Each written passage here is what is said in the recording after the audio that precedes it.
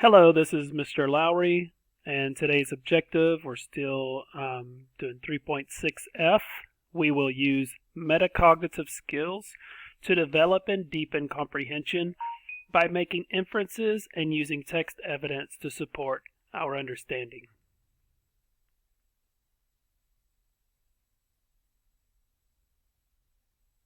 Remember that text evidence is just underlining the words in the text, but also it's using details from the text when you're answering your questions. I didn't do this one with this group this time, so it says, Mom lit 3 candles. There, that's better, she said. Claire turned off her flashlight. The house was quiet except for the sound of wind blowing through the trees outside. Why did Mom light candles? Remember, what clues in the text tell you why? Is it someone's birthday? Claire is also using a flashlight. And everything in the house is quiet except for the sound of wind blowing. Why about the wind blowing? Why is the house so quiet? Why are we lighting candles instead of turning on lights? Probably there was a storm and the electricity went out. So again, using our skills to make inferences and the details from the text, we can infer that the electricity had gone out. Sasha handed the book to the librarian. The librarian opened the book and found crayon scribbles on almost every page. I'm really sorry, said Sasha. I should have kept the book in my room. What happened to Sasha's library book? There were scribble marks with a crayon. She says she should have kept the book in her room. When I use the details from the text and my skills of inferencing, I can infer that a little brother or sister maybe got her library book. It definitely wasn't her, but someone scribbled in her library book with a crayon. Again, this is a realistic fiction. That means it's something that can happen in real life. The characters act like real people, but again, even though the setting's a real place, we don't have people in our story because the characters in our story is the family of wolves.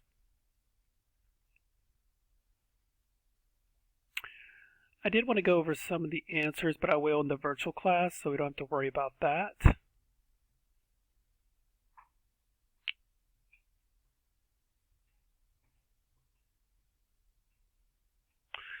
Here, I'm going to go ahead and read this. This is page 318, excuse me. Spring grew into summer, and summer into fall. More and more deer ate more and more grass and more leaves. Rabbits had less to eat because the deer were eating their food. There were not many baby bunnies born that year. Rabbits. Foxes had less to eat because there were fewer rabbits for them to hunt. Mice had less to eat because the deer had eaten the grass and the grass seed. There were not too many baby mice born that year. Owls had less to eat because there were fewer mice for them to hunt. Many animals on the island were hungry. Explain what happened to the other animals on the island now that there are too many deer. Again, you need to explain using the details from the text.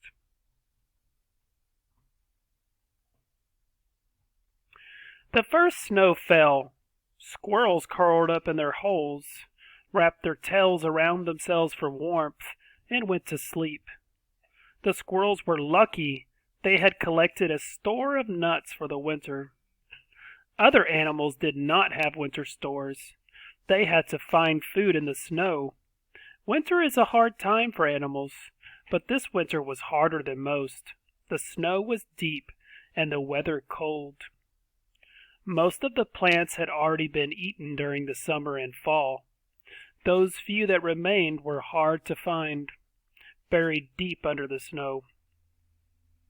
Use details from the text to explain why winter is a hard time for animals.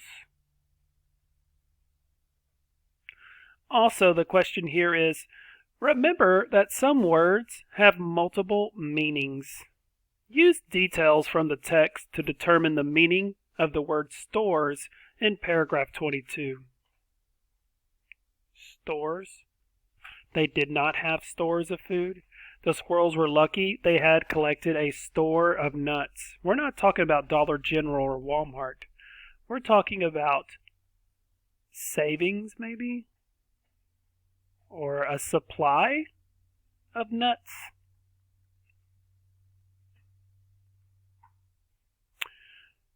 Rabbits were hungry. Foxes, let me make sure I'm on the right page. Rabbits were hungry. Foxes were hungry. Mice were hungry.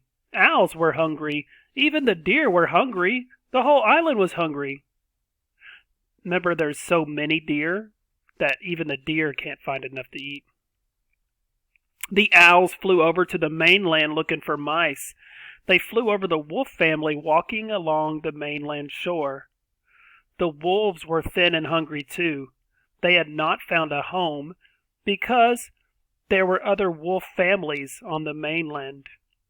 The other wolves did not want to share with them.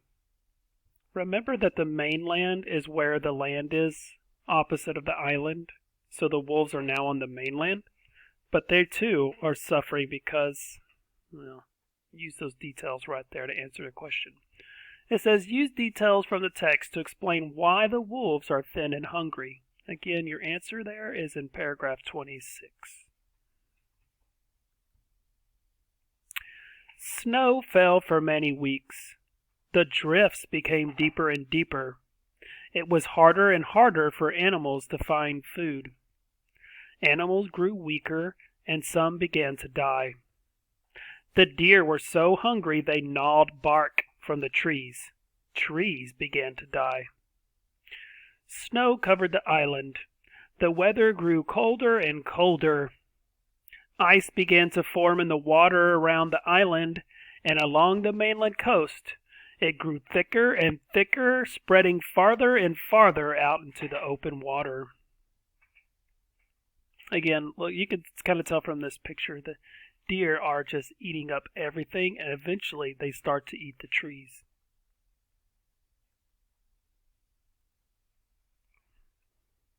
So again, the question there is, use details from the text to explain what is happening in the illustration. Those details are in paragraph 28. One day the ice reached all the way from the mainland to the island. The wolf family crossed the ice and returned to their home. The wolves were hungry when they reached the island. There were many weak and sick deer for them to eat. The wolves left the healthy deer alone.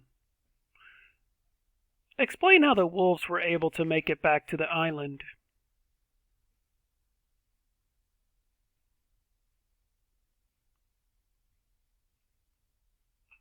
Finally, spring came. The snow melted and grass and leaves began to grow. The wolves remained in their island home, hunting deer. No longer would there be too many deer on the island. Grass and trees would grow again. Rabbits would find enough food. The mice would find enough food. There would be food for the foxes and owls, and there would be food for the deer. The island would have enough food, enough for all. The word balance means enough different plants and animals to keep a habitat healthy. Explain how the wolves bring balance to the island. Again, your text evidence is all in here.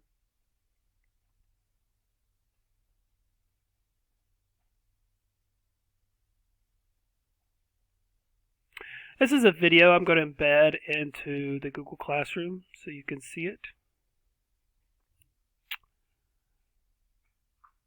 And that's it. Don't forget to go in. There will be a Google form with the same questions that you see here in the video. And this time I did leave the page numbers. Well, I didn't put the page number on this one. But just know that this is page 321. This one here is page 322. And this page here is 323.